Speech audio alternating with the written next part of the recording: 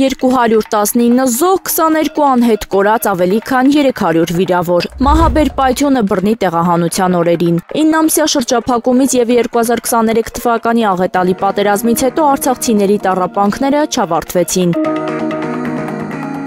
Սեպտեմբերի վերջին, երբ մարդիկ կորցրել էին ամեն ինչ եւ ստիպված էին լքել հայրենի հողը, նրանց վերջին հույսը դարձավ ճանապարհի համար բենզին գտնելը։ Սեպտեմբերի 25-ին Արցախի իշխանությունները հայտարարեցին, որ բնակիչները կարող են բենզին վերցնել Պաշտպանության բանակի վառելիքի պահեստից Ստեփանակերտի մերձակայքում։ Այդ օրերին թշնամին արդեն մտել էր քաղաք եւ մարդկանց այլ ելք չէր մնացել, քան փախչել դեպի անորոշ ապագա։ Եվ հենց այդ ճակատագրական պահին տեղի ունեցավ սարսափելի ողբերգությունը։ Վառելիքի պահեստում հուժկու պայթյուն եղավ։ Կյանք փրկելու ակնկալիքով այնտեղ հավաքված հարյուրավոր մարդիկ մի ակնթարթում հայտնվեցին կրակի ու մահվան մեջ։ Զոհվեց 219 մարդ, որոնց մեջ կային կանայք ու երեխաներ։ Ավելի քան 300 մարդ վիրավորվեց, իսկ 22-ի ճակատագիրն անգամ այսօր էլ մնում է անհայտ։ Այդ օրն էլ ավելի խորացրեց հայրենազրկման ցավը։ Մարդիկ, ովքեր արդեն կորցրել էին տունն ու հայրենիքը, կորցրին նաև հարազատներին։